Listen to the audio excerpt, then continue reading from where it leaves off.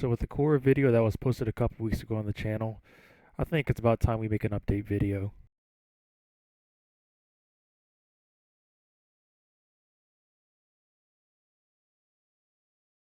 One of the reasons why she is played so much is because of her unique melee ability, which is her Whip Claw. Her Whip Claw already has 25% critical chance, already has a 200% critical multiplier, and 20% status chance. Another thing that many people should know is that her ability is affected by ability strength and melee combo counters. So mods such as Blind Rage, Ogre Seeker, Umbra Intensifier are not good unless you are running Nourish, which is Grendel's Helmuth ability. And then also weapons such as Zorus should not be used due to the fact that it counts out the combo, it depletes it. As this is just only a update video, we'll briefly look at her second, third, and fourth ability, which hasn't changed much at all. Ensnare. Ensnare is one of the best grouping abilities where her abilities allows you to pull in enemies from 15 to 30 meters depending on how much range you put on Khora. The second phase pulls in enemies 6 to 10 meters, which is also depending on your range. One more thing about her ability Ensnare, it also doubles the damage of Khora's Whip Claw, so it means more damage. Her third ability is Lycan's Hunt. We are helmuthing Khora's Venari ability and replacing it with Lycan's Hunt due to our energy source being very sacred. So with Lycan's Hunt, enemies who are affected by 5 or more status will either drop a health orb through a melee attack, or enemies who are headshot by a weapon will drop energy orbs. One way to gain all this energy source is through the Equilibrium mod on Khora. Her fourth ability, which is a Strangle Dome, is more of a crowd control ability where enemies who are caught in the dome would not be aggro to enemies who are not caught. So this basically means that you can live a couple more seconds because enemies who are caught within the dome are now being targeted. We still do not change anything in this build. We are still running the same thing from the last video, but briefly I will go over it again. Brief Respite, Ogre Reach for again more shield gate. Equilibrium for Lycan's Hunt.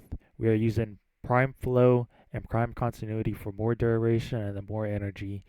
Overextended and Ogre Reach are for the range. Accumulating Whip Claw again is what you would run on Khora for more damage. Pilfer and Strangle Dome is for the dome. This is more of a flex slot, so you can literally slap in more duration. You can slap in Cutting Drift. You can slap in anything you want, like Power Drift. More efficiency if you need more efficiency, but we are just running Pilfer and Strangle Dome due to the fact that it's a flex slot. Rolling Guard for again invulnerability so that nobody can give you any status effects, and then Sure-Footed for the resistant knockdown. We are also using Arcane Fury Molted Augment again. Arcane Fury for more melee damage. Molted Augment is there just for flex slot, so pick what you would like to use. So the stat stick has changed. Instead of running a slash build, we are running a full corrosive build for more raw damage. Shatter and Storm, we are not using the Magistart to deal damage. We're just using the mods of everything right here for Khora's Whip Claw. So Shatter and Storm does not matter. Spoiler Strike will end up replacing Weeping Wounds due to the fact that we do not have to proc anything, so Spoiler Strike equals more damage. Prime Pressure Point for more melee damage. Organ Shatter, Gladiator Might for more CD. Prime Fever Strike and Shock and Touch for more corrosive. And then Blood Rush for that critical chance. And then my Riven is not the best, but it's what I have right now. If you do not have a Riven, you'll probably end up running Sacrificial Steel for more CC, but it's okay because you can run anything besides Condition Overload. Condition Overload does not apply towards Khora's Whip Claw, so do not use it. We are currently using the melee exposure again for more corrosive damage. Talking about the melee exposures, you do not need a rank 5. The only reason why I have rank 5 is due to the fact that I want to build up corrosive faster. But if you do use an unranked corrosive, or my bad, A melee exposure, you're just gaining 10 at a time on ability cast. So it does not matter if you get rank 4, rank 3, rank 2, rank 5. Melee exposure is what you should use here. Currently running Violet Argon Shards, giving us that melee critical damage, and when energy is over 500, that damage is boosted by double. So currently this is what I am running. There are no blues, no reds, no greens. Just all you need is 5 Violet Shards. Quickly debrief, primary and secondaries do not matter depending on what companion you are using, but for currently, your primary and secondaries are only used for primary dexterity and secondary dexterity for that combo duration. My Venari build did not change. We still have the same mods where we are given that 1.2 times critical multiplier through Tenacious Bond, and the only way to achieve that is with Bite to push us past the threshold of Tenacious Bond to give us that crit multiplier. So, I mean, you can use whatever you want for Venari, whether you want more health, as you can see that I am using Metal Fiber, Enhanced Vitality. You can use whatever you want for any of these slots, but Tenacious Bond and Bite are what you need in order to get more damage out of Khora. Companions do not matter. You can use whatever you feel like using, but today it's going to be Diriga. With Diriga's main mod being Arc Coil, it helps us proc enemies, meaning that our Lycan's Hunt can last longer. Important mods in this build are Manifold and Momentous Bond. Manifold Bond helps reduces the cooldown of Diriga's ability, meaning we can proc more enemies with enemies who are procced with 3 or more status effects. And then Momentous Bonds killing the Iximus will reduce the cooldown of our recovery time if Diriga ends up dying. Everything else here, again, is whatever you would like to use.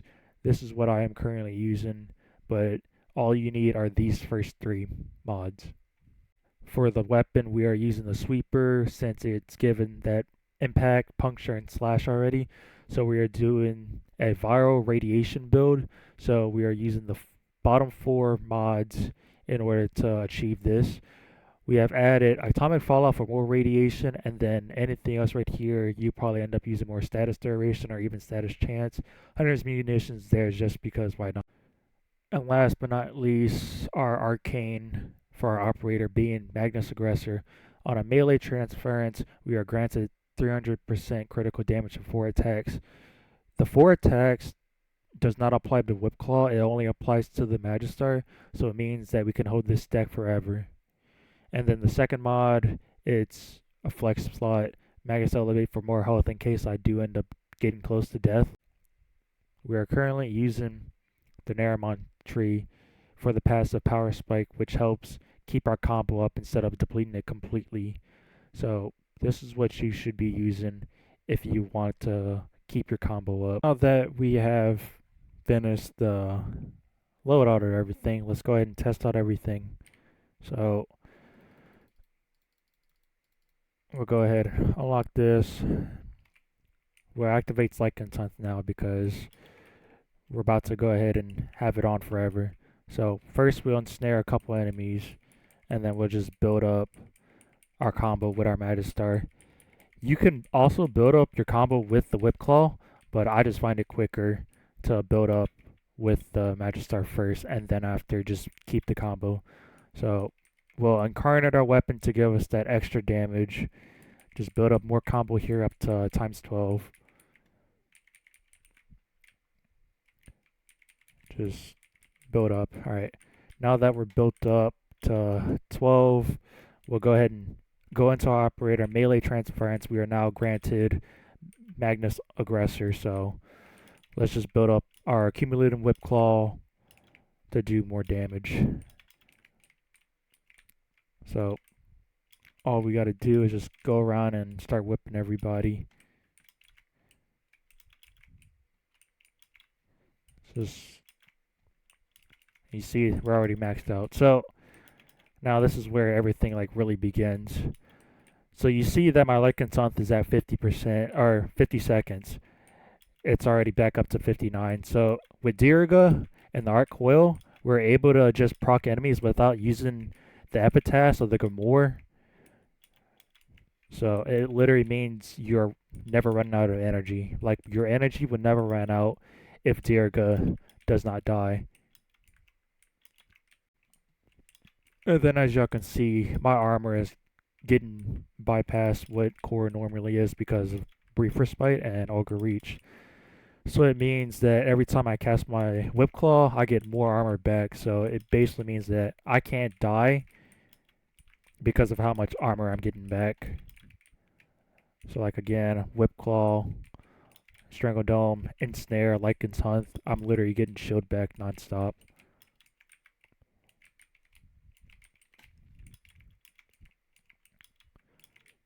This is 38. You're just getting like insane 38 mils, 54. You just snare these guys over here. Hundreds. You just see hundreds everywhere. Just Khora is just so good. Like you cannot deny that she is not one of the best frames in the entire game. Like look at that. Look at that damage. You just proc them and then boom. Free damage. So if this does not change your mind about what Khora can do, then I don't know. Maybe it takes time to build up Khora, but at the end, it's obviously worth it, knowing that I can one-shot anything besides sentience. Sentience are the only things that I can't one-shot due to the fact that they're sentience. And also nullifiers. One way to bypass nullifiers is with the Moniter. I do not have Moniter incarnate, so or just the Moniter in general. So maybe I could invest in the Moniter to help me defeat a nullifier. Acolytes should be no issue. Whenever the Acolytes spawn, I will show you what I can do. We just gotta wait for it to spawn in. Alright, the Acolyte is coming now. So basically, we don't need to ensnare him to do double the damage because currently I can literally one-shot him. Whenever he spawns in, where is he? He's just instantly depleted. He's gone. Like he's literally erased from the earth. Of the updated showcase, maybe in the future I can do another frame, but who knows? I just felt like there needed to be an update. So thank y'all for watching, and I'll see y'all in the future.